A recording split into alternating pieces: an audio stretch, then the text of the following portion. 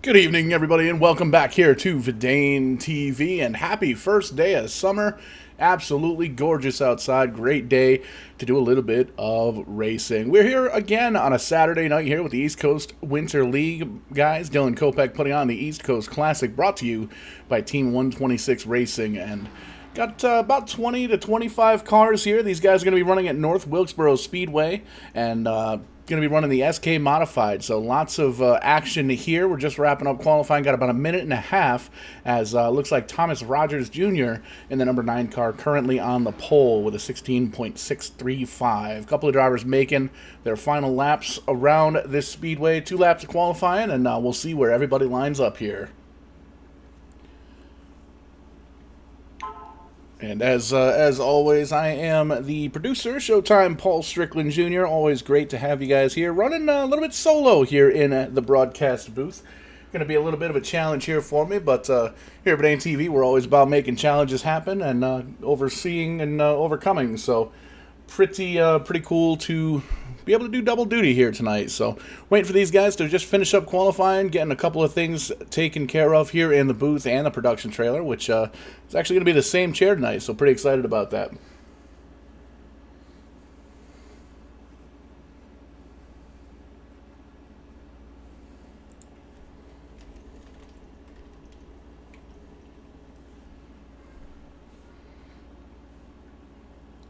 Wrapping up, about 20 seconds left here. That number 9 car still sitting on the pole, and we'll get some racing action here. Thomas Rogers still with that 16.6, good lap time, and right behind him, Kenny Zeems in the number 90, and third place currently belonging to Ryan Borgs.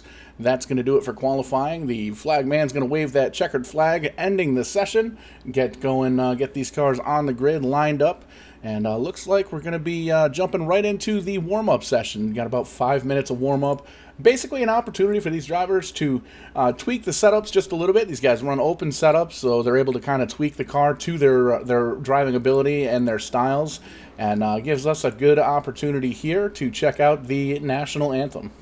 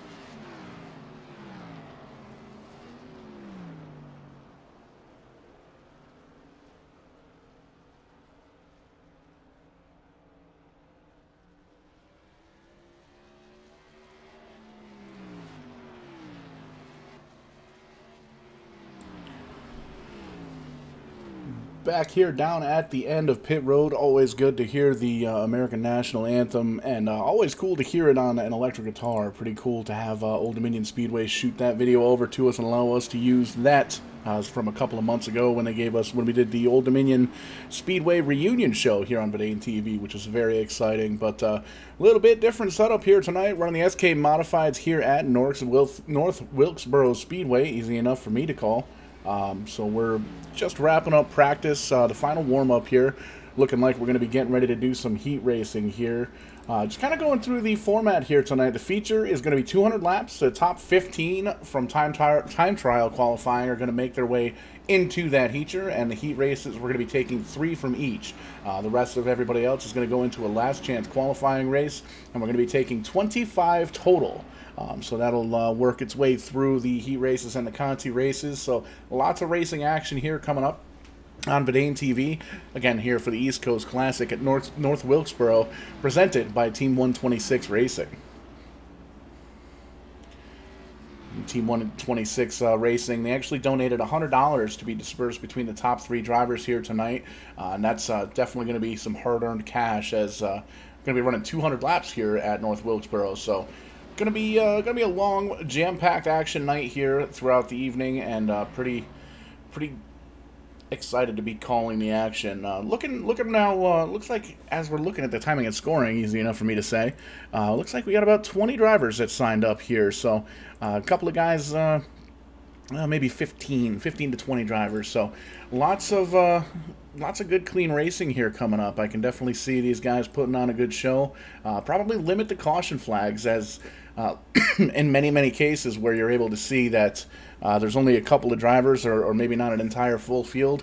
Doesn't give everybody the hard charging that they usually do. So gonna get everybody lined up on the grid here. You see the pace truck is already down there, ready to rock and roll, and the cars are going to be filling out the action, filling out the field behind them. Taking a look right now, Thomas Rogers Jr., your high qualifier, he's going to be starting on the pole, and outside of him is going to be the number 90 of Kenny Zeems.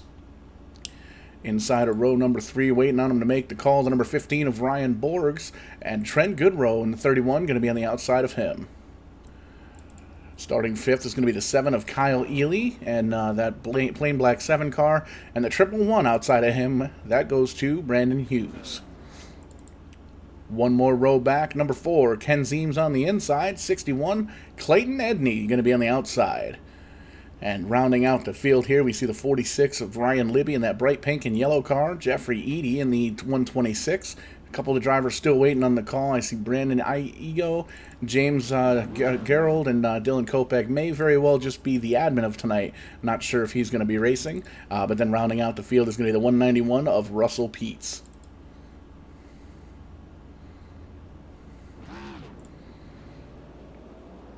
Pace car beginning to roll, and we are getting ready to go racing here for the first time tonight.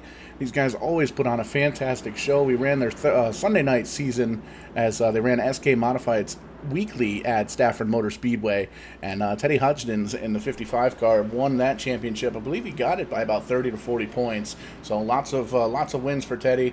Was able to come home with the East Coast Winter League Championship, and very exciting to see that and call that action here live on Verdane TV.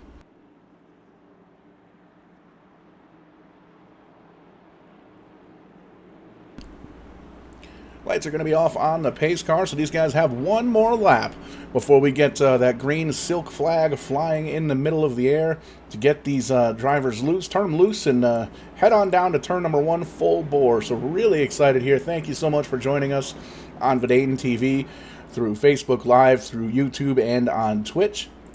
And be sure to like, subscribe, share, let your friends know that here on a Saturday night you're watching a little bit of racing action live on Verdane TV. Brought to you by the iRacing Simulations and the East Coast Winter League. Pace truck takes that hard left turn, heads on down pit road. We wait.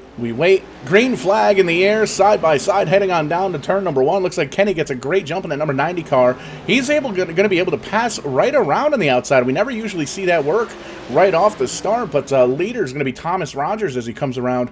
Check that, Kenny Zeems and the 90 car. So, almost side by side for second, but they straighten it back out. Single file here for the top 5, 6, 7 cars. We see one car having a little bit of connection issues on the end of pit road there, but we'll see if he gathers it back up here. Kenny Zeems doing a great job, nice and smooth, staying right down on that apron white line as he's got about a 4 or 5 car length over the number 9, the pole sitter, Thomas Rogers. Seeing right now, we're getting word in from the league administrators. We didn't have enough cars to run the heats or the Conti races, so we're going to jump right into the feature. You see that up on the top left of your screen. 200 laps on the board, and here we are. We're going to cross the line for lap number 4, lap number 5, all of them being led so far by Kenny Zeems. This is one of the cool things with the iRacing simulation, as they actually scan. Dale Earnhardt Jr. put a lot of work into this. A lot of his friends from his podcast, his race team, and everything like that. They put a lot of work into cleaning up the actual North Wilkesboro Speedway. And what they did is iRacing went out there and laser scanned it. And this track is accurate within inches of as far as the racing service, the walls, a lot of the buildings and stuff. And you'll see some of the logos around the wall at this racetrack.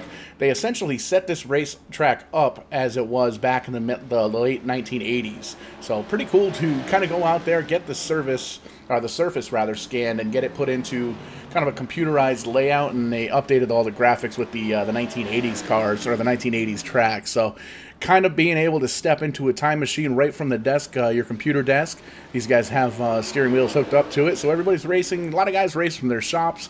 Some guys race right in their bedroom, living room, wherever their gaming rig or their sim rig, as it's starting to become called regularly. Get everything set up, and everybody's kind of racing each other. 9 laps down, and you can see Thomas Rogers starting to get into a groove there in the 9 car, following in behind the number 90, trying to run a little bit higher, a little bit lower. This time he's going to peek on the outside, see if he can maybe get just a little bit of a run there on the number 90. He's trying to see where he may be stronger, where he may be weaker, and he's doing a great job trying to kind of scout out the rest of the race. You don't really want to make a pass and show all your cards here after the first 10 laps, but definitely want to revisit that with maybe 10, 15 laps to go here in North Wilkesboro.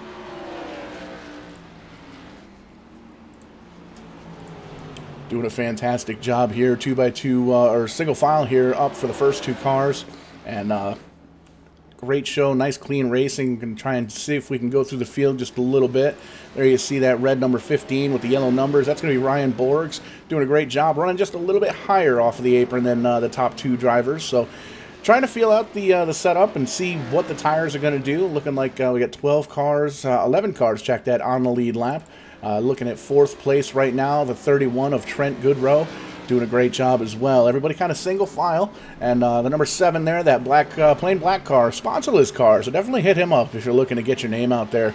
Kyle's run a lot of these Verdane TV races and usually runs up towards the front, so it's a really good opportunity on iRacing to sponsor some of these drivers. And a lot of these guys actually race in real life, so sometimes the iRacing sponsorships, the sim racing sponsorships, kind of transfer over to the real cars as well, so pretty cool little deal there. But back up front, still the number 90. You can see the number 9 Thomas Rogers looking on the outside, doing a great job, as he's really just trying to scout out what his moves are going to be later on in the race.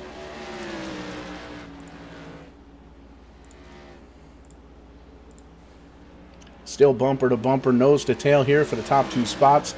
Doing a great job. These guys must have very similar setups, as there's not really, I mean, the advantage obviously is going to go to the leader, Kenny Zeems, as he's got the clean air and everything like that. But Thomas Rogers doing a great job sticking right up to the bumper of that number 90 car, and really letting him know that he's there, and he's trying to figure out exactly what he's going to do towards the end of the race.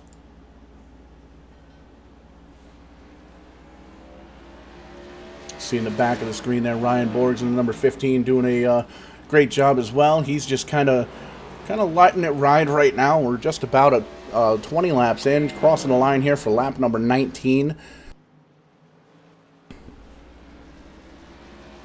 Kind of closing that gap just a little bit. What he's waiting for is those top 2 cars to kind of get side by side, maybe get a little bit of racing happening between those guys, so he can close that gap and get moved on up.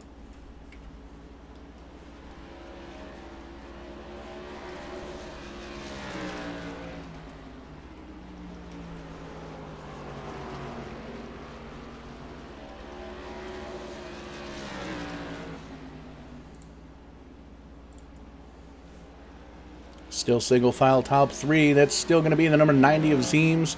The number 9 car in second. That's going to belong to... Second's going to belong to Thomas Rogers still, and Ryan Borg still slowly starting to reel those guys in. Looks like he's still about 0.7 of a second back behind the leader, but he is running comparable lap times. It looks like 16.7s is where the fast guys are running, and a couple of guys lower, further back in the field. We're about 16 or 17 flats, 16.9, so really depends. Looks like we got a little bit of lap traffic here. It's going to be the number... Oh, nope, check that. That's the leader. So 9 car doing a great job. Back up front, Thomas Rogers. Kenny Zeems is going to be in second. Ryan Borg still third. Trent Goodrow fourth. And that 111 car of Brandon Hughes, he's going to be running fifth.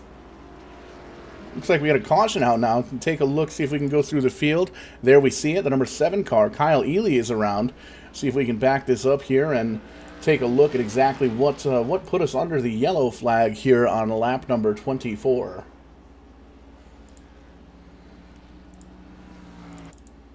Saw him kind of pointed in the wrong direction, so rewinding the tapes just a bit. Looks like he gets on down there to John Deere Country, and we'll see it here. We're going to give it to you in the blimp view, and we're going to look at it in real time. So focus in that number 7 car, that black car we were talking about earlier on. See the 111 just kind of gets low just a little bit, and looking like they were looking for the same piece of real estate. Gets under the quarter panel and gets him spun on around. You can see he's making ruts in that nicely maintained lawn there. So landscapers are going to be a little bit irritated about that, but able to grab a gear, spin on around, and get that car pointed in the right direction. Didn't seem to lose a lap. The pace car got around him, but he was able to get right on by and move himself up. So unlimited tires, unlimited repairs, and all that good stuff here for these drivers. You got to bet Kyle Ely is going to come down pit road and get that worked on. But that was the Shed Life Shed Movers instant replay, and we're going to bring it back live, and you can actually see that number 7 car just leaving pit road. It looks like he got 4 tires there. 24-second stop here in the SK Modified, so he's going to rejoin the back of the field. And speaking of joining, I am joined by my brother from another mother from up there on the rock, Mike James. Welcome to the broadcast booth here for the East Coast Classic.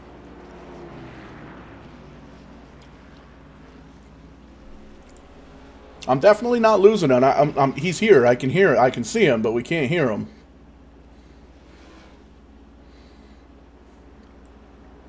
We'll try and get the technical difficulties worked out for Mike, but it looks like we still got a couple of drivers coming down pit road. Ely is back on the pit road, going to be working on some damage, and it looks like the 90 car comes down. Kenny Zeems, he was your leader moments ago, and that's going to slide the lead over to Ken Zeems. I wonder if there's a relation there, but it gives us a new leader here. The lights are still on in that iRacing pace truck, and you can see the looks like the 92 is going to be the wave-by car, so that's going to put him back 1 lap down, as he's currently 2 laps down, but able to make that up with the free pass. He's going to be hoping for another quick caution here, as many times we do see that cautions breed cautions breed cautions.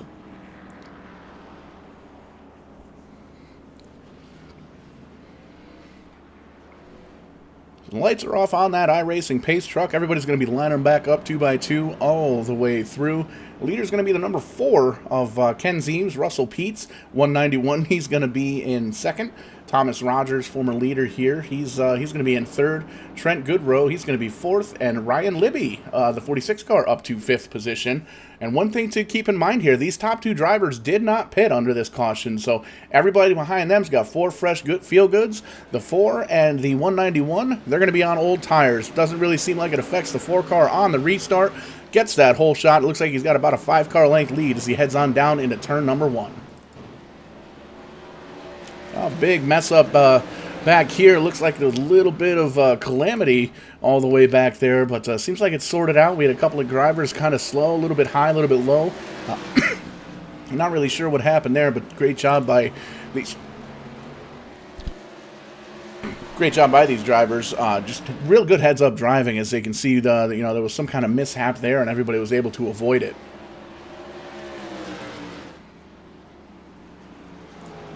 visiting here. The number 4 car up front. Ken Zeem's doing a great job of clicking off some laps. And he's looking in the mirror and he likes what he sees. Side-by-side battle. Ryan Borg's shooting on down low. Not much of a battle anymore as Borg's in that 15 car able to cross on up and get that second spot. So watch out for Ryan Borg's. Always quick no matter what he runs here. Runs a lot of races here with us on Verdane TV.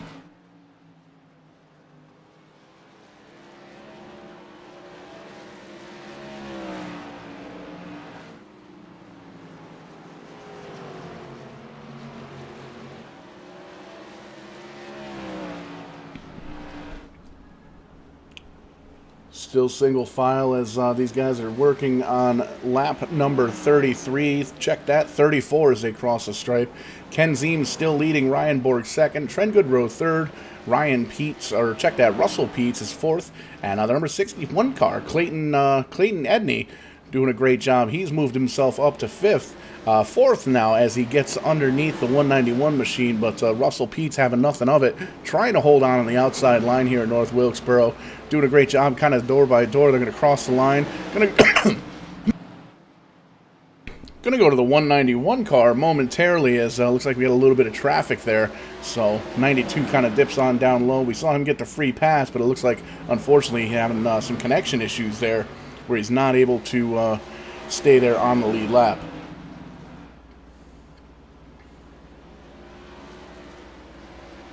We're going to do something a little bit on the different side here. We tried this recently on another broadcast. We're going to do a little bit of a Verdane TV, crank it up, kind of give you the sights and the sounds here on the track from on the inside of the cars, and let you listen firsthand what these guys are listening to on their end. So grab that throttle, grab that volume knob, turn it all the way up to 11, and listen in as we go.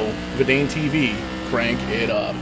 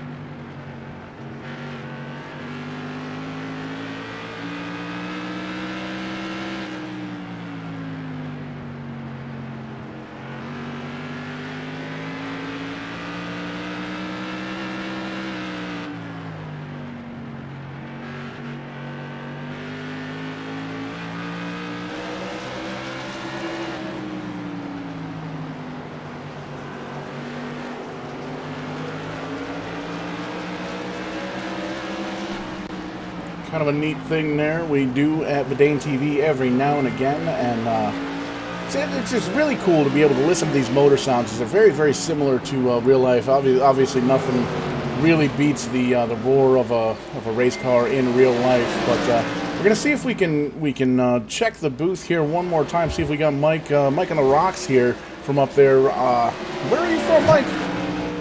Newfoundland, baby. Newfoundland. There we go. Looks like we got everything rocking and rolling. Somebody might have rolled over Mike James's headset cord, but it looks like everything is rocking and rolling here. Mike, how you doing tonight, man? I am fantastic. I got ears, but now I don't got eyes. Oh, you can't have everything here in the NASCAR world, and we'll get everything rocking and rolling. Great to have Mike James up here in the booth to call some SK Modified action here in North Wilkesboro. For those of you just joining, we got 200 laps here at North Wilkesboro Speedway here with the East Coast Winter League guys. Dylan Kopech putting on this special event. Started with about 15 to 20 drivers. Didn't have quite enough to run heat races or consolation races, so everybody qualified in, and got about 14 guys still running the race right now, and we got a couple of contingency sponsors, which is pretty cool.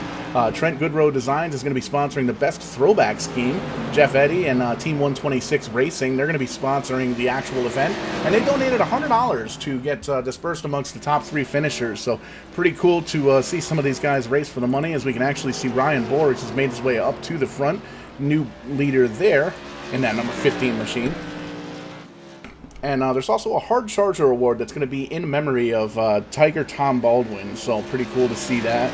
And we're also getting a top performer being sponsored by Design Lab, so pretty cool to see all that. A lot of guys that are able to kind of throw a couple of bucks in and get some recognition for these drivers. And you can see right now recognition goes to that leader right now, Ryan Borgs. We've seen him run so many races here on Verdane TV, as he's an East Coast regular as well as a New Smyrna regular, where he's been running the World E-Series on Wednesday nights here on Verdane TV, and he's actually second in the points going into the championship race here this coming up Wednesday here on Verdane TV, 1 point behind the leader of Ryan Matthews. So pretty cool and pretty exciting to see that. Maybe we'll see him get a double here, Mike.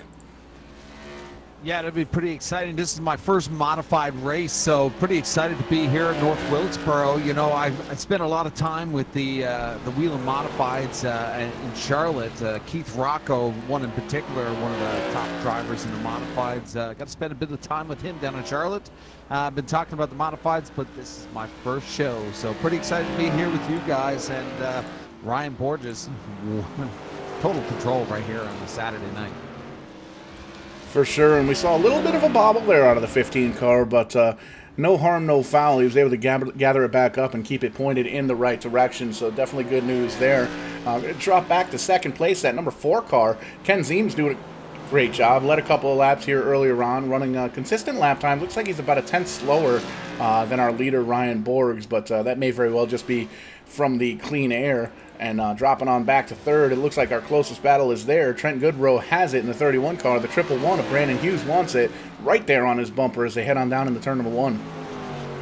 It was pretty interesting right here. 200 laps at North Wilkesboro. Definitely we're going to see some pit activity, and we've already seen a couple of different variations already. But looking at the 4 car, Ken Zeems has not visited pit road yet, so he is the only one besides Russell Peets without fresh tires.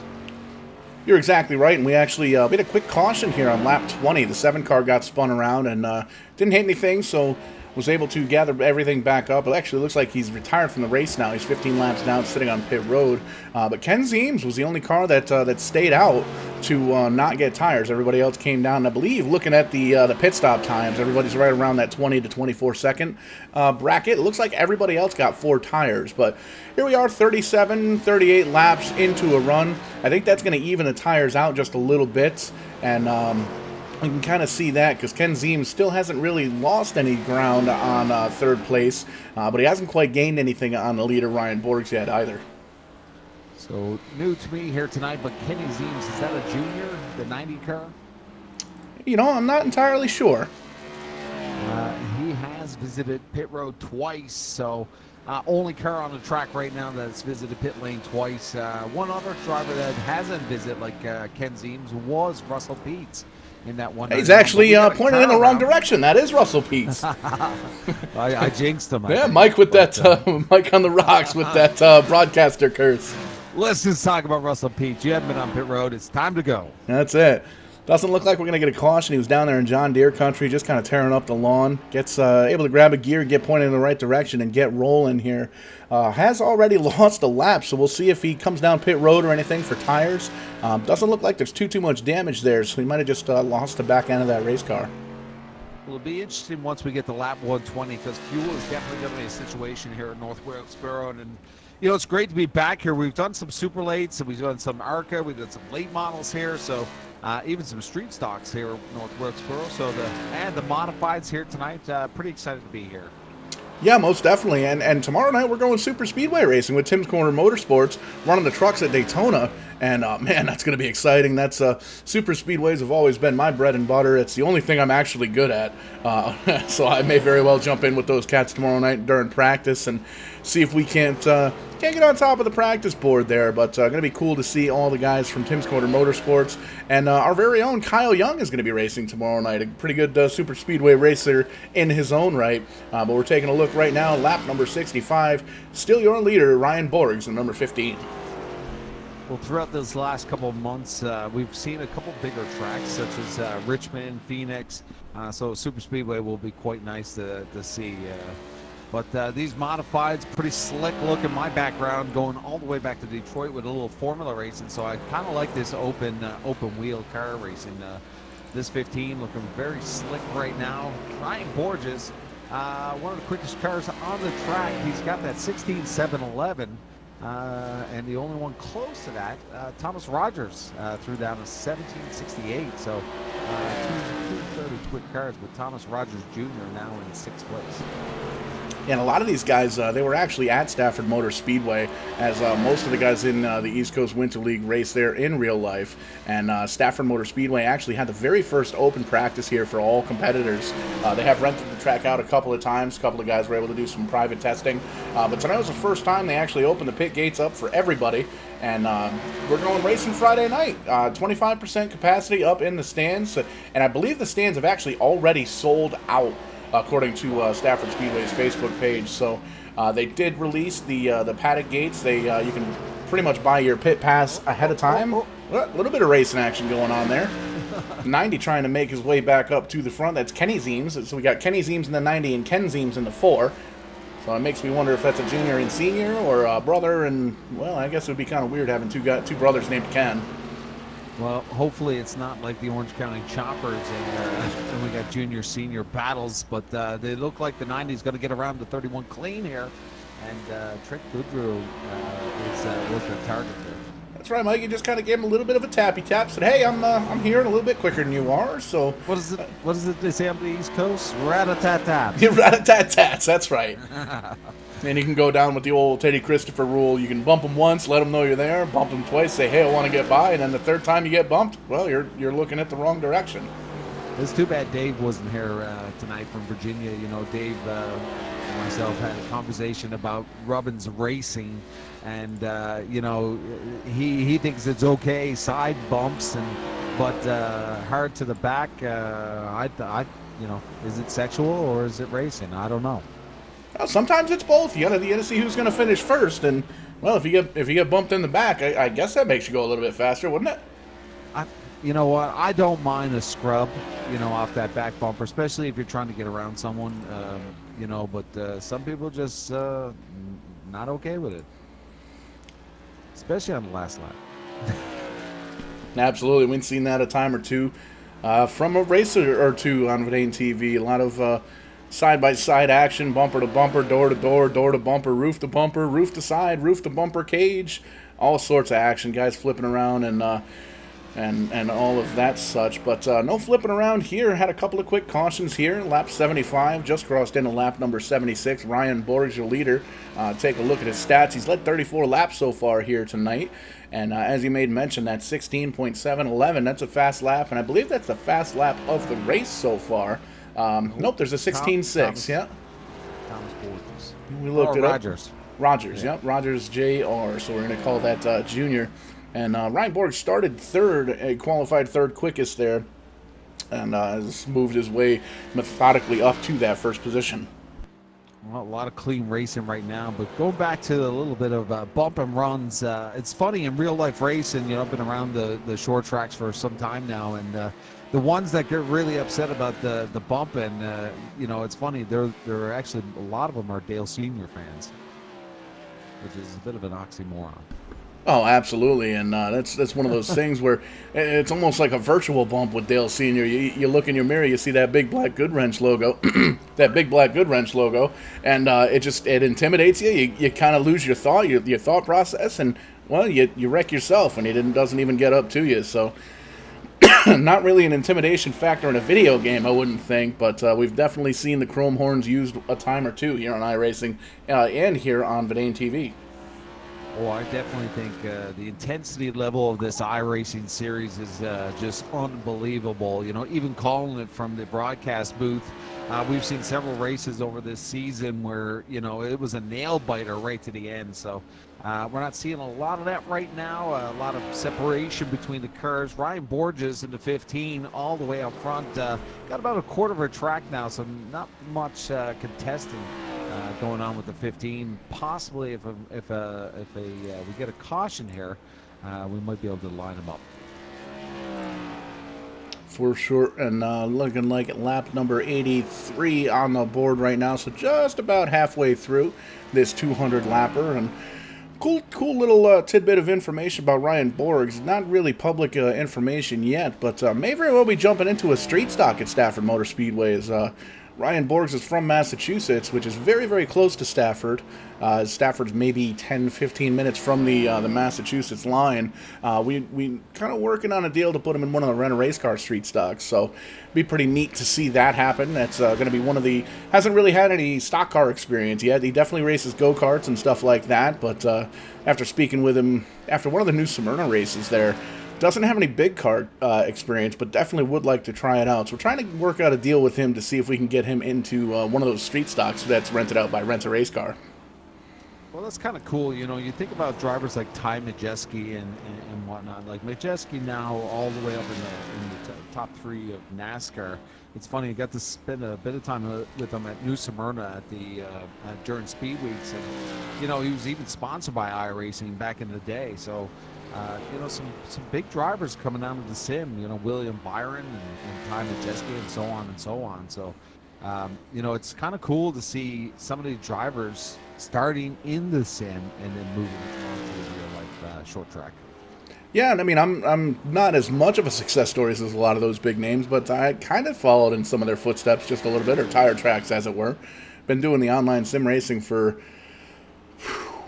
long time, 10, 15 years, a little bit of a wiggle there from the 15, but he collects it and heads on down to turn number 1. And the first time I was actually ever at Stafford Motor Speedway, I was in a street stock race for Rent-A-Race Car. Ended up finishing 13 that night in the number 6 car, so it's a lot of fun. It's not exactly the same, the real car versus the simulated car, but with the laser scans and all that points, a lot of the throttle and the braking points are the same. You can look up on the wall and the same marks are there, either the red paint or the pit gate, entrance gate, or anything like that. So running the iRacing cars, the simulation definitely helps, and it gives you an opportunity to kind of see what you're expecting in the actual car. I think one of the other things that I've seen here in the last couple of months with Verdane TV is, you know, also dealing with the BS of racing.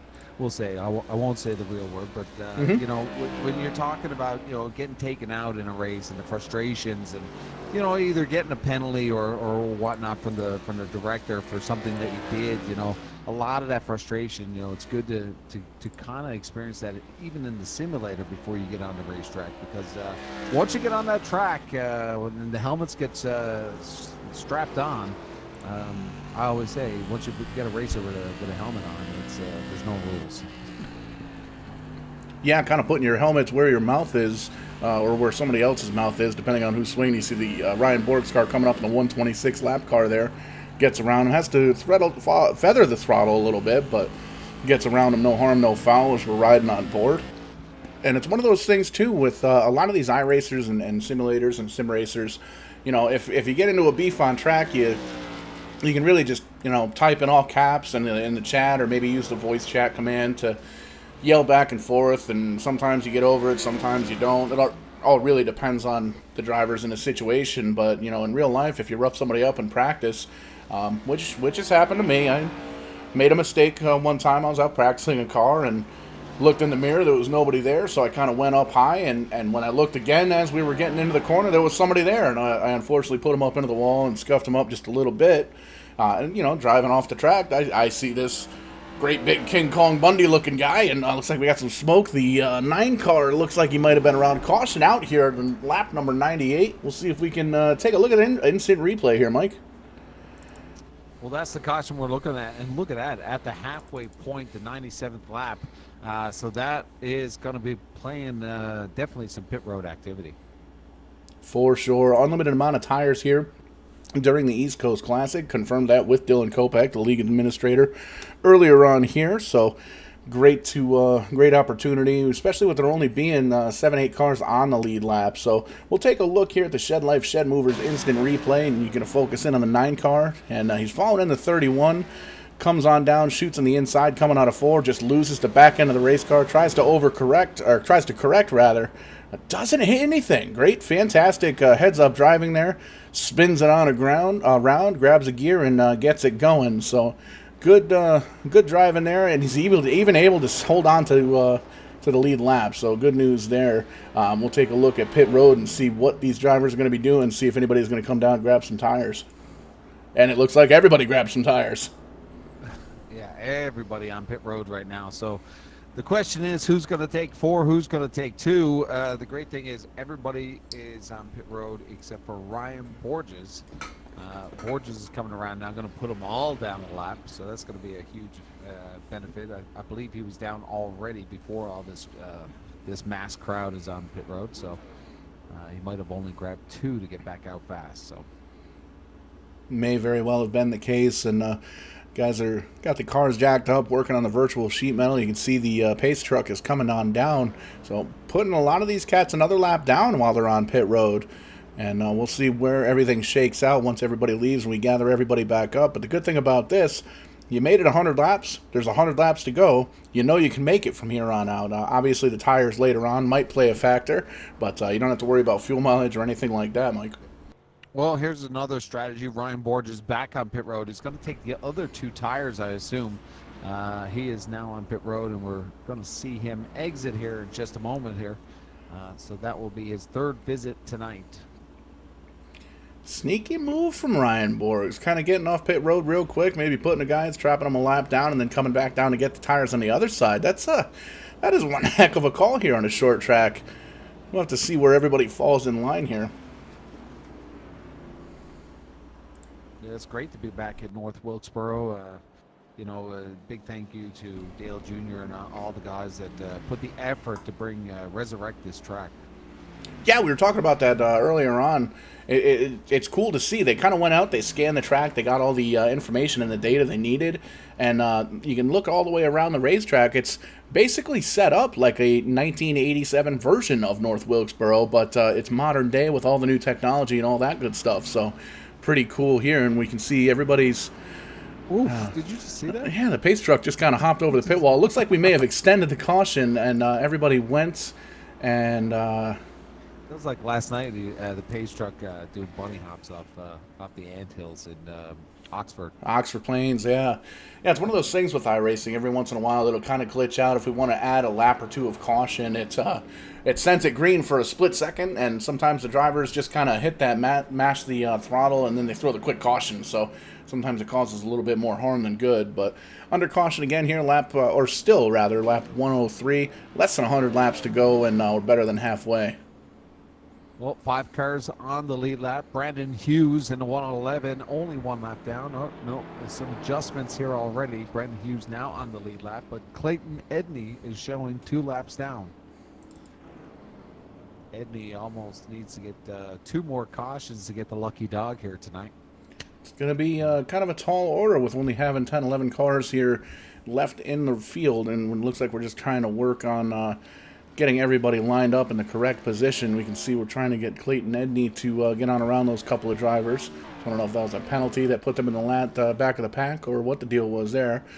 And here comes the pace truck to pick up the leader, who I believe is going to be Kenny Zeems in the number 90. And nope, I'm wrong. Yeah, a little bit of a shuffle going on right now. We're seeing Russell Peets now only down 1 lap, Clayton Edney down 1 lap, and Jeffrey Eddy, our final car in the 9th position, down 2 laps. So a little bit of a shuffle there as they straighten everything out. We're going around on lap 104. Now, Paul, this is a new division for myself. Do you guys run the modifieds, or do you kind of switch it up every week? So these guys were actually running this was the East Coast Winter League. They ran on Sunday nights, and they had a 11 race season. We ended up taking Memorial Day off down here in the States, and they ran SK Modifieds at Stafford Motor Speedway for 11 weeks. And it was open setup, so the guys were able to kind of change things from week to week, kind of a weekly racing series type deal. And Teddy Hodgdon's an actual modified racer, runs at Stafford and all over the Northeast. Came home with that championship by a pretty commanding 35 or so point lead. So a lot of action from these guys, always good clean racing. And just kind of waiting for the timing and scoring to pick back up here. Looking like we're going to have 8 cars on the lead lap. I was talking about earlier Keith Rocco in the modifieds. I believe he's somewhere up there close to Stafford. Yeah, he's run at Stafford before. Keith Rocco's run a lot of races at Stafford, won a lot of races at Stafford as well. And I'm not sure if he's on iRacing or not. I know it'd be cool to see some of the bigger named modified racers. I know a lot of people are still waiting for Woody Pitcat to pick up the steering wheel for the computer, and always fun to see a lot of his comments on Facebook. As not a huge fan of the video game racing, but I don't know, man. It's entertaining to me. We're able to kind of kick back, especially during the COVID-19 nonsense throughout the world, and it seems like we're still going to be going with the sim racing as everything is slowly starting to open back up. A lot of the tracks doing smaller fields and smaller grandstands capacities and everything like that. A little bit of a Lincoln issue there for the 111. Brandon Hughes having some problems there. Rocco winning quite a few of those NASCAR wheeling All-American Series championships. He's from Wallingford, Connecticut, so it can't be that far from you. No, it's probably about 45 minutes or so. I'm actually working in Wallingford, doing some tree removal. That's kind of my deal. Well, I don't remove the trees. I'm in management, so I point at the trees and somebody else cuts them down. But definitely, where do I get a job like that? You work for the same company for 15 years, and they might just give it to you. Cut that tree down. Nope. Cut that tree. I'm going to do these paperwork things over here. You put a little tag with a little ribbon and a bit of spray paint? Nope. Somebody else actually does that part too. Oh, damn. A lot of paperwork and nightmares with my job, my shoot job, as it were. So we're kind of seeing a little bit of a change in the storyline here. The 90 car of Kenny Zeems now out front with Ryan Borges now looking from behind instead of having that clean air in the front. So the 15 on attack, but look at the 4 of Ken Zeems. Could be senior, could be junior. Look on senior, junior. The 4 car there now in that 3rd spot. Yeah, you got to wonder if Ryan and not on Facebook. Yeah, that may very well be the best way to do it.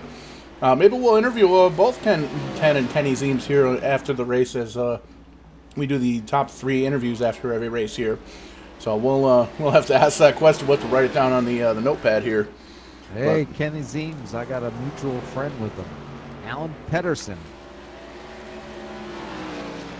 No, I wouldn't add him right now. He's a little bit busy. Well, I just added him. So Kenny does run the modifieds. Pretty select looking paint jobs on those cars. So pretty interesting to see.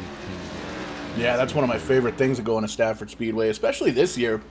Everybody's had about 3 months to kind of work on the cars a little bit, and for the most part, the cars themselves, everything was put together back in April, as that's usually the start of the season, but not really much to work on when the car's complete, so we got a lot of guys that kind of really went over the top with some of the paint schemes and the vinyl and the decals and all that stuff. And I know... so, got a Facebook update. Ken is senior, Kenny is junior. Gotcha. Both modified drivers. Kenny, some pretty cool shots there at the 4 car from back in the day. So, father-son combo. It is Father's Day weekend, so great night here for the Zeems team. But Ryan Borges tried to upset the balance of power here in the 15 car. Led quite a few laps here earlier on. So, a little patient there. 80 laps left to this main event, 200 lapper. But we already got a car going down pit road right now. Yeah, it looked like the 9 car of Thomas Rogers dipped on down to pit road. We'll have to check in with him and see exactly what the deal was there. But, yeah, you made mention Ryan Borges doing a great job. It seems like when he got tires at the same time as the 90 and the 4 did, the kind of even the cars out just a little bit. Still a 4 or 5 car length lead over the number 15 for Kenny Zeems. Doesn't seem like he's gaining or losing at this time. He's just kind of maintaining position. I've worked with a lot of motorsports, from monster trucks to fuel-altered drag racing in the IHRA, and even with NASCAR. And one memory of a father-son combo, I'll never forget it. It was the Rat Trap fuel-altered team that showed up here in Newfoundland from Memphis, Tennessee. And they had the Pure Hell, which is the 1960s 3,500 horsepower crazy car, bucket car with a few bicycle tires in the front. And I interviewed both of them, and the son looked at his old man and said, "It's time for you to go into retirement home." And with that, once we had the race start, Pure Hell, which was driven by Brian Jr., ended up sending it off the track and never pulled a chute. So sometimes it's not always good to call out the senior. So we'll see what happens here as Kenny is out front with senior in the third position now, coming in, closing the gap on the 15 of Ryan Borges. Borges looking very comfortable. Nice turn radius there coming out of the corner here. Ryan Borges now blocking the 4 car of Zeems. And you can see that's actually the 9 car. 9 car. Yeah, 9 car Thomas Rogers. We saw him on pit road. Looks like he got 4 tires, got some damage fixed. And Borges has got about 27, 28 laps on that set of tires. So you can see the 9 car trying to peek outside. He's got a little bit more speed than the 15 car. Trying to see if he can gain one of his 5 laps down back. Yeah, I forgot the 9 car was down now. Rogers Jr. is down 5 laps, so just trying to get up there now and gain 1 back. But 5 laps down at this point with 73 left to go. Not going to be good enough for Jr. Lots of juniors here tonight. Even got a junior up here in the booth. It's just easier to say showtime, though. Well, as long as you're not from Orange County. I don't believe I am. I had a good couple of buddies from Newburgh, New York, and a lot of stories that we hear outside of the TV show. So I believe I actually worked security for a wrestling show out in Newburgh, New York, years ago. Yeah, one of my buddies said we used to race in a Targa race here in Newfoundland. There's only 3 in the world where we race on the actual regular streets of the towns. It's a 7-day race. The other one is in Tasmania, and they are in Italy. So these Targa races, but yeah, JD was from Newburgh, New York, and he had a business that I thought was always brilliant, and everybody should try one. It's donate a car. So he ended up with a scrapyard, and all these people donating cars for charity. Nice, very cool. You got the rent a car or rent a race car. You should start donating a race car. No, that would be okay. It would give me a little bit easier chance of getting my own race car. That's still in the books here. Donate your Porsche. I'll give you a tax receipt. Yeah, there you go. Perfect. You get out there and run a Porsche at Stafford Motor Speedway in the street stock divisions. Well, it's kind of funny because we ran an '86 Porsche 911 in that race, and that was a donated car. So. Yeah, there's a lot of times around here in Connecticut we get a lot of 4-H fairs and stuff like that. They do a lot of demolition derbies, and there was one guy, I forget which fair it was, but he went on down to Florida and he got himself a trailer full of essentially salvage titles after Hurricane Katrina. And he was out there running Porsches and Lamborghinis and all these other cars in these demo derbies because he only paid a couple $100 for each of these cars, and really made a lot of people upset seeing those high-end cars just getting smashed up for, well, essentially for everybody's entertainment. The lot of cool different promos at all these different tracks. One in particular that I knew of in Ontario, London, Ontario, they had King of the Hill, where you can come in with your own race car, your own regular car, your daily driver, and sign a form, and you actually go out and you race. And the guy who won, and it was a $5,000 prize, ended up being a stolen car. And he left it in the parking lot, and when the police found the vehicle, they asked the racetrack, do you know anything about this car? He goes, yeah, that's the car that won the King of the Hill. He goes, do you know who was driving it? And he goes, yeah, heck yeah, I even got a picture of him with the check. Oh, jeez. Yeah, so King of the Hill. I don't know if you've ever done that in Stafford, but it's kind of a bit of a hoop where all the locals come in with their daily driver. We've done a couple of different tough truck things at Eastbound where, people show up with their trucks and their wives are in the stands and they're flipping out because the guy's jumping his wife's F-150. Oh, jeez. Yeah, we don't have any spectator races or anything like that at Stafford. I know Wes Rowdy Hogue down there in Florida goes to New Smyrna all the times with his beautiful Camaro and essentially spanks the field there in the 1-versus-1 spectator drags. Nice. So always cool to see that. I'm kind of waiting for that to start back up because I definitely like to see some video of that. But We actually did some races for Hudson Speedway. A couple of those guys hopped on iRacing and ran a couple of races here on Saturday nights. And looking at their racetrack, they're up there in New Hampshire. They're probably about a 3-hour drive from me. May very well take my old Blue Tundra up there and do some spectator drags and see what kind of power that thing's really got. You said that like a Newfoundland Irishman. Tundra. Tundra. Lord Thunder Jesus. I love that truck. I wouldn't. You can set it on fire and roll it down a hill, and I still wouldn't trade it for a Coupe de Ville. Well, we got a bit of lap traffic now coming up on Kenny Zeems in the 90 car. Could possibly be an opportunity for the 15 Orion Borges. We're going to see that lap car come down to the bottom. The leaders come to the high side here and makes a clean clear. The 90 still in control. That is Junior, Kenny Zeems Jr., a modified driver from up your way out of New York. Yeah, and it really gives the opportunity to Ryan Borges to kind of close the gap right up on the back bumper. And you see he's running just a little bit lower line than number 90 at Kenny Zeems. So this time he shoots up high, basically trying to go where the 90 isn't. Get a little bit of cool air. You see he gets a little bit squirrely coming out of turn number 4. But gathers it back up, and he's really able to close in on the entry of the corner, but it just seems like he's real loose coming off the corner, and Kenny Zeems is able to pull away just a bit.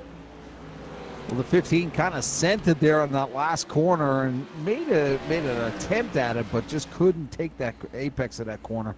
And the 90 managed to squeeze away with another car length. The boys, Kenny and Senior Zeems from West Seneca, is that correct? Seneca, Seneca, New York. You know where that is, Paul? Yeah, it's a little bit west from here. You have it's west. Yeah, no shit. A little bit west from here. Might be a little bit north, maybe a little bit south. Not really sure. Seneca, what is it? Something like that. I'm not sure. You don't even. I don't even know. I have no idea. I got a good buddy in Connecticut as well, and you guys are definitely strange birds from Connecticut. Well, that's a good way to put it. Is we've got pretty much dialects from all over the world. We're kind of a melting pot, and see the. You're not part of that group, the Skulls, are you? No, I got a couple of skull tattoos, but I'm not part of any group. The only group I'm part of is Vidane TV. Vidane TV. Did you ever see that movie Skulls? No, I don't believe I did. You got to watch it. It's about one of the universities there, the underground, the hidden society of the United States. Huh. Interesting. I'll have to pull that up on the old Netflix here later on. Conspiracy theories. That's what it's all about. That's my bread and butter right there. I hate being right all the time. That's the only thing. The conspiracy theory right now, and it's a true story, Kenny Jr. is kind of spanking the senior Ken Zeems, who's in the third spot. He's got, I believe, is about 2 8/10 of a second lead over his father. It is Father's Day, all you fans out there that are tuning in here tonight. Happy Father's Day and for the weekend. So hopefully you got your plans tomorrow. It's kind of fun for me and myself. It's my mother's birthday, and it's also the first day of summer, June 21st. It's the solstice tomorrow, so get out and enjoy your day. Absolutely. We actually had us a little Father's Day lunch today. My sister's actually working a double tomorrow, so she wasn't going to be able to join us. So we got some Texas Roadhouse takeout and made a couple of frozen margaritas and got down with some wobbly pops and had a good old time, and definitely fat and happy right now as we're watching this East Coast Classic here at North Wilkesboro Speedway, put on by the East Coast Winter League, and Dylan Kopech at the helm of that series. Ran 11 races here with Vidane TV, running the modifieds at Stafford Motor Speedway, and a lot of these guys we've made mention are actually modified drivers and race car drivers in real life, running in the tracks in Connecticut, New York, and all over the Northeast. So pretty cool to see a lot of these guys that, well, I haven't seen in person all year because I haven't been to the racetrack yet. But going to be awesome to see a lot of these faces Friday night as Stafford Speedway is going to be opening up the season finally. 25% capacity, and the grandstands are already sold out, but they do have the paddock passes on sale on their website and on their Facebook. You can get those. I believe it's $45 to get in the pits next Friday night. Well, we are just about to launch up here in Newfoundland. This is the most easterly point of North America. If you want to check it out, it's up on the map, Newfoundland Labrador.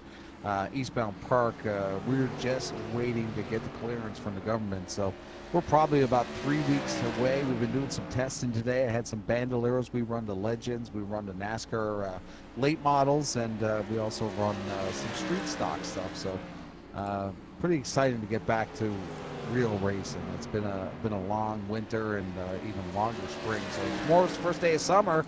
Hopefully now we're going to see a lot more tracks across North America opening up. But back to the track here. Borges now trying to rope that in. I think he's getting a little bit impatient now behind Kenny Jr. Yeah, he knows he's only got 40 laps to go, and a long way to go and short time to get there. You know, if you're used to the speed weeks, you know, that's one of the things I don't like about New Smyrna speed weeks. You know, we ran a couple of times down there, and, you know, throughout the week they run the 35-lap shootouts, and if you don't qualify in the right spot, you're just, it's almost like a waste of time. So those super late races down in New Smyrna it's an unbelievable week. If you haven't visited New Smyrna, you're going to have to check it out during the Daytona week. If you're a race fan, that's the week you want to go to Florida. You know, take in the ARCA race. I know they do an ARCA race. Well, it used to be K&N race at New Smyrna, and then you know, at the end of the week, you got your trucks, your Xfinity, and the Cup Series at Daytona. So I know I've been down there several times, and New Smyrna, one of my favorite places to visit. And I know your partner in crime, Wesley Hogues, Rowdy, spends quite a bit of time down there. Yeah, spends quite a bit of time down there. We had the World E Series. At the World E Series that we're actually going to be wrapping up, crowning a champion here this Wednesday. 1 point separates first place and second place in that point standing. Second place here, he just another big wiggle there from Ryan Borgs.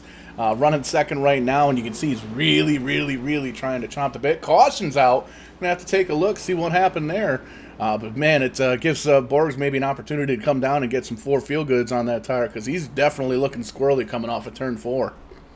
Yeah, that's going to be a weird situation right now. If one of these guys decides to stay out, it'll be interesting to see if they all go. You know, some of these guys might take advantage, but you know, we've seen pretty much on average 3 pit stops. Some have only been down once. Ken Senior's team's in the 4 car, only down once tonight. So making it work on those tires. I don't think he's going to be able to make it the whole distance here in that 4 car. Yeah, for sure. And just trying to go through the field right now, I'm not seeing anybody pointed in the wrong direction. We got maybe a little bit of side-by-side action here. Maybe this is what could cause the caution. Tim Terry. There we go. We found her. A little bit of calamity, as it were. We'll give you the Shed Life Shed Mover instant replay. Focusing in here on calamity. Focus in here on the 31 and the 111, and you can see the 111 gets a great run, and the 32 just gets up, or 31. Oh, that's a nasty hit. Gets up into the wall. Open wheel. I ran Formula, and you know, even with those legends, those U.S. legends, you know, you get tire on tire, it gets real messy. Oh, absolutely. Yeah, it's always been a kind of a running joke. I've run the street stocks 3 or 4 times at Stafford Speedway, and I loved it. I love the enclosed cars. I love the street stocks, the square bodies, the 80s style Monte Carlos is one of my favorite car styles ever. And I would love to hot lap one of these modifieds, kind of go out by myself, but I don't think I'd ever be able to jump into a race with these cars. Now, I'm not sure. I've never actually seen a modified race. I'm not sure if they have a windshield or not, but I know running Formula racing, it's pretty intense when that rubber starts flicking up in your face, and sometimes it gets pretty, you know, you have to adjust to the visual too as well, because sometimes your helmet gets full of the rubber. But I remember one time talking about an open wheel. My team coming back from Detroit, we ended up coming through Quebec, Canada, and stopped in Rivière-du-Loup, and they had one of those big, huge go-kart tracks, like a shifter car track. Yep. And everybody said, you know what? You know, Mike, you've been racing. You've been the driver for 4 years. It's time for us to put a challenge on.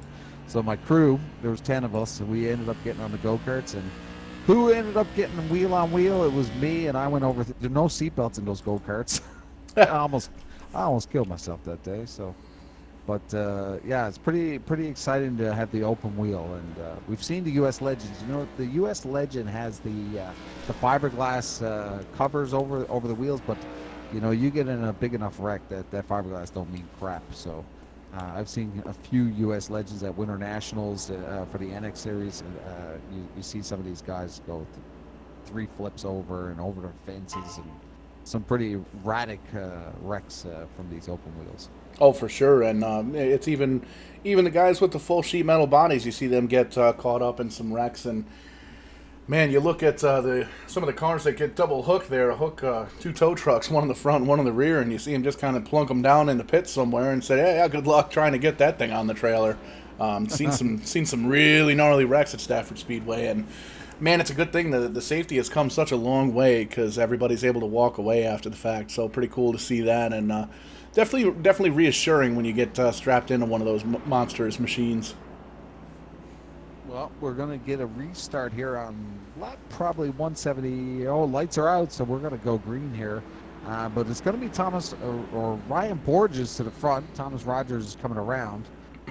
But looks like Kenny Sr.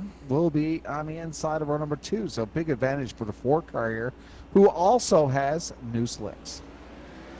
Yeah, it looks like just about everybody may have come down. Great start there. Gets the whole shot to number 15 and single file already coming out of turn number 2. Lead right now, Ryan Borgs. Kenny Zeems second, but he's already trying as he's heading on down in the 3. Really able to stick it on the outside there. Well, you got a bit of a tag team matchup. Senior, junior now going to the outside, challenging the backside with Senior now taking the high side. They looks like they found some speed on the outside. Ryan Borges getting caught to the bottom. Pretty cool way to celebrate Father's Day, finishing on the podium. Father-son combo here. Loser buys the steaks tomorrow, so we'll have to see where these Zeems boys round up here. And man, Ryan Borg's just right in the middle of it, kind of in no man's land. Kenny out front and Ken behind him. Well, Junior really made that outside line work against the 15. The 15 was not sure where to go. I think if he had to come up to the top to block the lane, it would have opened up for the Senior on the bottom. So he kind of had to choose his battle there. He stuck to the bottom hoping for it to work, but it did not. The outside line looks like the grip is getting a little bit hotter on the outside. Yeah, for sure, Mike, and we actually saw it. Ken Sr., he tried to follow his son on the outside to get around Borgs, but Borgs was having nothing of it. He moved up just a hair just to kind of take the momentum away from that 4-car, and now we see the 4-car settling back in single file in 3rd place. Well, it was last night we were talking about, that outside line and some of the magic men like Mike Alexander's from the Canadian Series, how they make that outside line. And it was one of the tracks that I was talking about last night that I completely forgot about. It was Cole Butcher doing the same move. Was if you want to make that outside work here in North Wilkesboro, you kind of got to pinch them to the bottom and get a little bit of that grip on the left side. So we'll see what happens here, but Kenny Jr. with a beautiful move to take over here. But I don't think Ryan Borges is finished here tonight with 20 laps to go. The 15 of Borges is on the hunt. Yeah, and Borgs is a really consistent driver in pretty much everything that he's seen. And one of the cool things about that new Smyrna series, the World E Series, brought to you by Edgewater Screens down in Florida, is yeah, they race at New Smyrna. We actually switched over to USA Speedway for the last 2 races, but they race at the same track every week, but it's a different car, a different vehicle every week. So he's good in the street stocks, the super late models. We ran the 1987 Cup cars that just came out with iRacing here a few weeks back. And Ryan Borges always seems to be up front, so really good little short track racer here. He's very consistent and definitely has a lot of laps under his belt. So with all that experience, we're going to be able to see if he's going to be able to maybe get by this 2-on-1 handicap match. Kenny Jr., Kenny Sr. Working first and third, and Kenny Borges trying to hold on to second. Well, tomorrow night's going to be a totally different situation. Did you just pop one of those Diablos? Yes, sir. I guess he got that sound memorized there, Mike James. I got you on the Diablo wine. Wow. Yes, sir. Oh, we got a battle for the lead. Kenny slipping up just a little bit. Ryan Borges peeking on down low, able to cross up in front of him. New leader, lap 183, Ryan Borges. Well, with 16 to go, I don't think this battle is over. Now, Kenny Jr. testing the outside, but Borges now rising to the top like the cream. Puts the block on. He dips down to the bottom, but Kenny Sr. now coming up, creeping up. It looks like he could get a little shake and bake. Tag team action. Tag team's back again. Here we go, the 15, trying to hold off senior and junior with 15 laps to go. I am so excited to be calling this modified race with you, Paul Jr. Buddy, what a night. It's going to be here on Saturday night with 14 to go.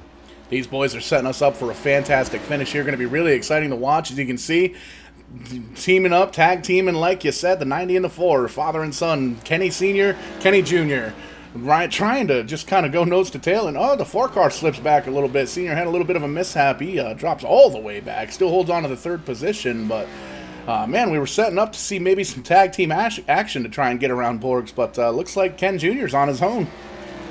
Yes, Senior definitely dropped the ball there, a little wobble, and just lost about a quarter of a track, and now the hunter is Kenny Jr. Zeems from West Seneca, New York, putting the challenge. He is a modified driver. In the wall just a little bit. So trying to gain as much speed as he's kind of looking for a different groove here, but Borges now is trying to protect that outside. We've seen Borges to the bottom quite a bit there. With 10 to go, I think Borges is driving with the rear view mirror right now. For sure, there's doesn't seem like there's any lap traffic or any issues out front, so Borgs is really going to be holding on down to that mirror and really just trying to see where Kenny Jr. is going to go. If he's going to try and go high, try and go low. It looks like the 90 of Kenny Zeems Jr. is just really doing a great job. He's kind of rounding the corners off as he's coming off, and Brian Borgs is kind of sticking to the wall. So a little bit different styles here. You can see a wide entrance there for Kenny Jr., and he's really able to close in coming off the corners. And one thing to keep in mind, Mike, we're at about 25 laps with these tires. The last 25-lap run that we had, we saw Ryan Borgs really start to lose the back end of that car as he gets loose on a long run. So I wonder if that's going to be a factor here. Well, a couple laps ago, the 90, I think, was driving with a little bit of frustration, kind of sent it in there a little too hot compared to what he was doing before, and did lose a couple of car lengths on that 15 of Borges. But now going back, and the focus is on the 90, seems a little bit more focused here as he counts down the last final 6 laps here as they come around 3 and 4 to pick up that another lap here. It's going to be an interesting one here as the focus now has changed, and the 90 trying to throw out that big reel. There's a nice move, picked up almost a full spot there, and that big reel, he's throwing a little bit of a salmon fish now, fishing on the river here, the 90 of Kenny Jr. Yeah, and we're seeing the space staying close to the same one. Borgs is really good on entry, and Zeems is just a little bit better on exit. He says that, and he hits the wall just a little bit, so that's definitely going to slow him down. We're in 5 laps to go as they just crossed the line. Don't know if Zeems is going to be able to catch him here. If he does, he's also going to have to get around and pass him as well. Well, that wall, hitting that back wall was definitely a game changer now, as he's got about 4 car lengths now. Borges got him by over a half a second and gained another 10. Borges, the quickest car around the track right now by over a 1/10 of a second. I don't think Kenny Jr. has it right now with the amount of laps that are left. The real estate is too big, and he is not going to be the winning real estate agent tonight, as the time is now not in his favor with 3 to go. And the last thing Ryan Borgs wants to see right now is a caution. Popsicle sticks in the air as he crosses the line. 2 laps to go here in the East Coast Classic. There's the gap, about 10 car lengths between the 50 and the 90. No issues out front and no issues from the 3rd place car. We see Ken Sr. kind of losing a little bit of time there, but next flag here is going to end the race. White flag, white rag in the air, and Ryan Borgs is in the hot bird seat. Comes out of turn number 2, heads on down to turn number 3. Take us home, Mikey. Unbelievable night for Ryan Borges. He's going to pick up some checkered flags, and without the wreckers, 15 did not have to do it without a challenge. So 34 laps at the beginning, they're leading, and then lost it to Kenny Jr. and then managed to squeeze it back. So unbelievable night for the 15 car of Ryan Borges, but a big happy Father's Day to Kenny Sr. taking the 3rd spot, with Junior Kenny Zeems in the 2nd spot. So big night for the Zeems team out of West Seneca, New York. For sure, and going to run through the finishing order here. You see it on your screen now. 4th place going to Clayton Edney. Russell Peets in 5th. Brandon Hughes, he finished up 6th place in that 111. Jeffrey Edney in the 126, he finishes 7th. Thomas Rogers Jr. led a couple laps. First car a lap down, he finishes 8th. Trent Goodrow, Kyle Ely round out the top 10. And flipping the page here, James Garold, Ryan Libby, Brandon Ego, and Dylan Kopech was the lead administrator, so didn't actually start the race here tonight, but he would round out the field. So pretty exciting race here at North Wilkesboro Speedway here for the East Coast Winter League, putting on the East Coast Classic. And we're going to take a quick break here and catch up with your top 3 as we're going to do some interviews here. So taking a quick commercial break, and we will join you momentarily.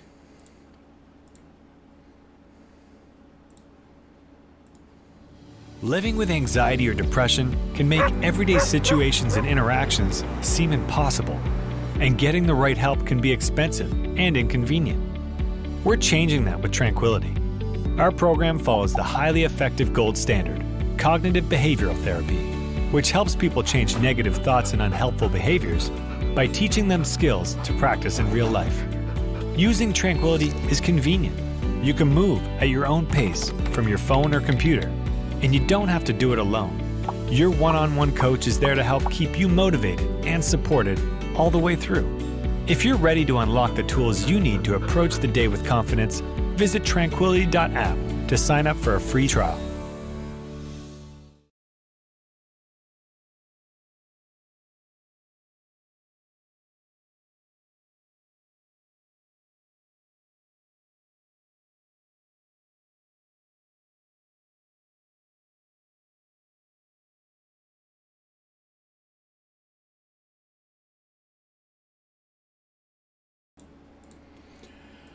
Back here at North Wilkesboro Speedway, excuse me, didn't mean to cough in everybody's face. It's not COVID, I swear, it's allergies. But we're going to run on down here to Victory Lane. Ryan Borgs, that number 15, led about almost 80 laps, just about half the race. Ryan Borgs, you got a copy, brother. I got you. Awesome race, man. Great racing at the end, kind of making the meat and the Zim sandwich, and you were able to get around Kenny. I believe it was Kenny Jr. there, but awesome race. Walk us through it. Kind of worked out almost perfectly for the way my car was set up and the way strategy was going for me and everything. Really, I mean, kind of fell right into my hands. Like coming into this, I really didn't think I had that great of a setup, to be honest. I mean, you could kind of see it. I think I was just skewed more because you could kind of see it on the restarts. I kind of get pulled a little bit, reel people back in. So really didn't think my car was that great. I tried to make the best I could, qualified third. Fortunately, we didn't have as big of a field as I think what was being planned on. A lot of guys had to back out and whatnot, and fell at an awkward date with everything kind of opening back up and whatnot. But it was still an awesome race with the 13 or so guys that showed up, especially Kenny Jr. I think we swapped the lead about 5 or 6 different times there over the course of the 200 laps. He'd be out front for a while at one point, and then I'd be out front. And the way it kind of worked out is we had that halfway break. I had the lead. My car was getting really, really free at that point, and kind of made a tire pressure adjustment. And I wasn't aware that Dylan was going to wave everyone back around, so I actually only took 12 gallons of fuel. So if that race had gone green the whole way, I was going to run out with about, I think, 6 or 7 laps left or so. So I was really fortunate that caution came out with 30 laps to go. Added enough fuel to get to the end, and made one little small air pressure adjustment again. And made the car, I think, just good enough to beat Kenny there. Helped that he slipped up a little, got into the wall, I think, once or twice, and I just kind of hit my marks and luckily held on and won the race. Absolutely, and did it in a definitely a strong fashion. And Mike James and I were actually talking about that pit stop. We definitely saw there was some trickery there, but I assumed it was 2 tires, but I didn't even think about the slow fueling in these cars. So pretty smart there to only take the amount of fuel that you needed to barely get it done. But want to give you the floor here. Thank any friends, family, anybody you got watching at home, any sponsors, real life or in the simulation. Floor's all yours, bud. Just got to thank I think all the different people that contributed to the purse and putting on this race. First off, Dylan Kopech and East Coast Winter League for putting the event on. Team 120 sponsoring. Trent Goodrow Designs. Ignacio Adames for sponsoring. And Also got to thank Vidane for broadcasting it. Obviously, like I said, wish we could have had a few more cars out there, but hopefully it was still entertaining amongst the top few positions there. I felt like it was entertaining on the track, so hopefully that Well, was fun. I can tell you, brother, this was my first modified race, and you definitely put on a show for the fans. It was definitely a fun battle, even though, like I said, the car count was a little low, but hopefully the action made up for it. Modifieds are always fun, especially especially going to this historic track like North Wilkesboro. Felt like I could really, felt like I was definitely running a different line there than Kenny, which, like I said, I don't know if my car was set up the greatest, but whatever I was doing, it worked out and got the win, and that was pretty cool. Oh, also got to thank RPM Motorsports and Northern Senior Champ Car Series as well. Cool deal, and congratulations again, Ryan. Always fun to watch you race here, whether it's at down in Florida, up here in Connecticut. Where were we? North Wilkesboro. That's in one of the Carolinas, I think. So fast everywhere. I was telling Mike James here that man, you just quick everywhere at these short tracks. So pretty cool. But Mikey, I believe you've caught up with Ken Zeems. It's either going to be the second or third place finisher. I'm going to let you figure that out, brother. Well, that's senior. How is it going, Ken? What a race. Did not work out at the last couple of races, but must have been spectacular to run with your son, I believe, Kenny Jr. there in the last couple of laps. Yeah, it's always fun to race with him. We do pretty good together. We run together a lot, so we're kind of used to it. He's usually ahead of me, so but it was fun.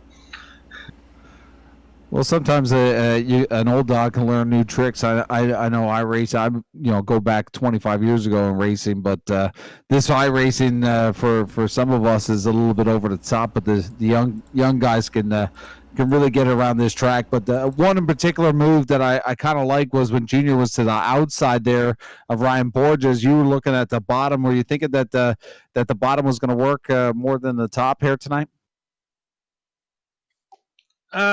No, top's really, it's kind of where you have to pass. It's could get pretty loose on the bottom.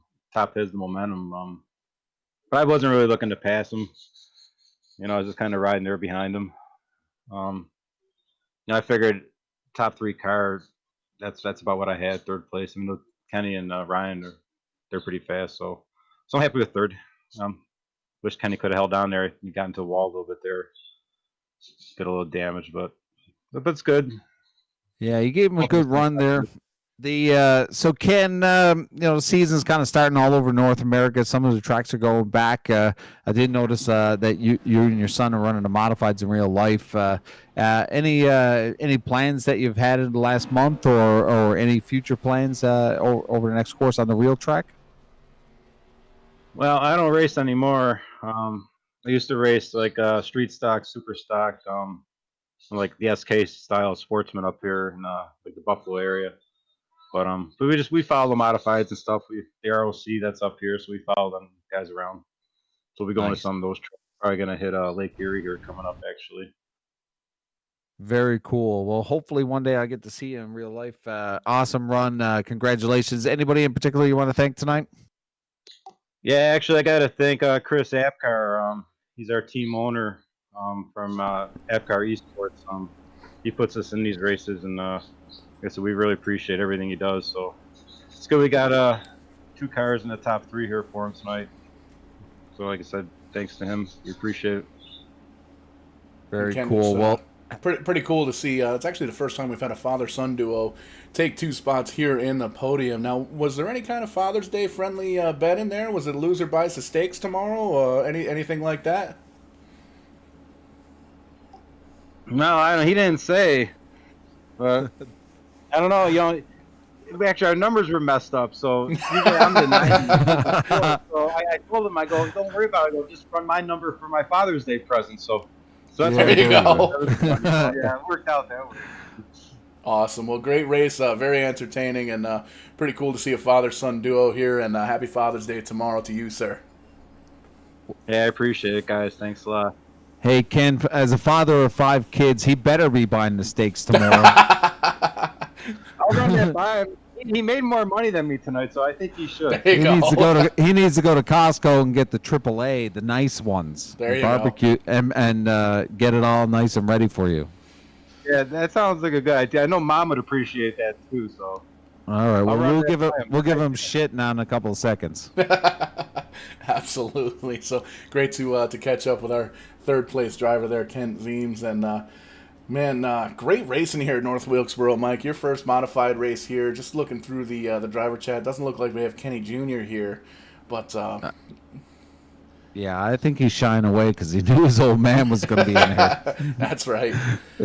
We got lots of father-son, like crew chief, even Joey Arsenal runs with us in the other leagues, there's a lot of bantering back and forth, like who's going to be sleeping in the race hauler tonight. So, I think both of them would be proud for second and third, but Junior had a good run there, and, but Ryan Borges managing to hold on. So, pretty impressed here tonight to jump in. Thanks for calling us. It is Father's Day tomorrow. You called me with two screaming kids looking at me, so it's been definitely a pleasure to be here with these guys and watch a bit of modified here tonight.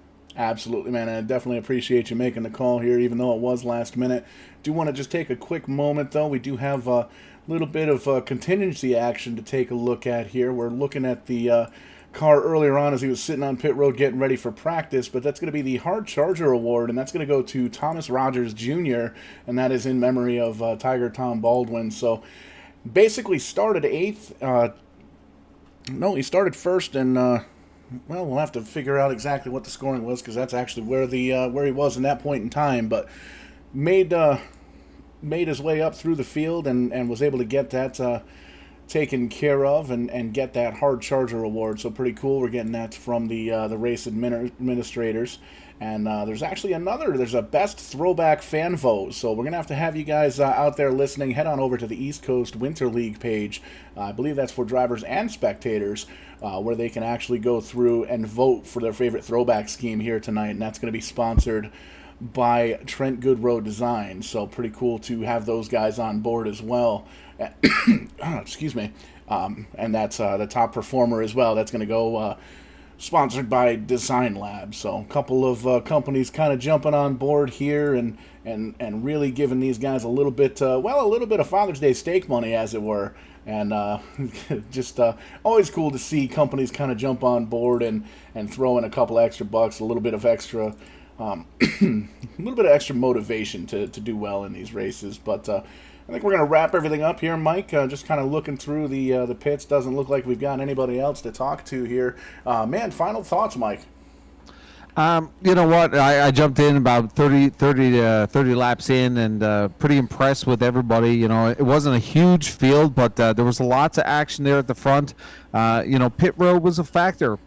Ryan Borges coming down there, and like you said, came down twice, kind of chasing the pace truck there. So, it was pretty exciting. I like to see these guys with 20 or 25 cars. I think these guys can really run really hard. So, North Wilkesboro, a little bit of a challenging course. We've seen so many different variations throughout the days, but it was nice to see the modifieds. I know there was a couple of wrecks there with the open wheels, so not sure what the damage was on one of those cars, but pretty impressed. I like to see these guys again and hopefully see them in real life, as we do a lot of touring down in the United States. So be interested to see some of these guys race in real life. For sure, and that's one of my favorite things about doing this Vidane TV deal is a lot of these guys I've met at the racetrack and able to see them kind of do the iRacing deal. But just taking a quick look here at the upcoming events, we got a packed schedule. A lot of Tim's Corner Motorsports stuff going on. And Mikey, we're going super speedway racing tomorrow night for Tim's Corner Motorsports Super Speedway SummerSlam tomorrow night at 8 o'clock Eastern. And man, am I looking forward to that. Trucks at Daytona. I know my wife is really impressed because this is becoming a habit and a hobby and a bit of an addiction. But tomorrow night is going to be intense. Seeing the little Daga, I just wondering, we should be possibly taking bets on when the big one's going to be. I got $20 on the 3/4 point. Yeah, for sure. Definitely going to be some action all the way through that. But then Monday night, we're doing the Tim's Corner Motorsports All-Star Open, also at 8 o'clock p.m. Eastern Time. I believe that's 9 o'clock local time up there. And then Monday night, we're actually rocking a triple header as we're going to be running the Crash Dummy Invitational Series at 9 o'clock and then the Florida Pro Truck Series Invitational. Those guys are going to be running it at 8 o'clock. So we're going to be doing a little bit of a dual stream action here on Verdane TV. We'll have all the details on the Facebook page where you can catch all of your favorite racing action on Monday night. And then Tuesday night, back with Tim's Corner Motorsports for the Pro Stock Tour running at Oxford Plains as that's going to cap off the Oxford Plains week for Tim's Corner Motorsports. But man, that's gonna be 6 days in a row. Yeah, that's a lot of action. That's divorce. That's why I'm single. It's all good. So, but thanks a lot, Paul. What an awesome night. Great to see some modifieds, and big congratulations to Ryan Borges and the father-son, the junior, senior boys did a great job. Absolutely. So we're going to wrap everything up here for everybody here at Verdane TV, East Coast Winter League. Ryan Borgs, Mike James, myself, Showtime, Paul Strickland Jr. Thank you guys so much for coming out, watching us on the Facebook, on the YouTube, on the Twitch.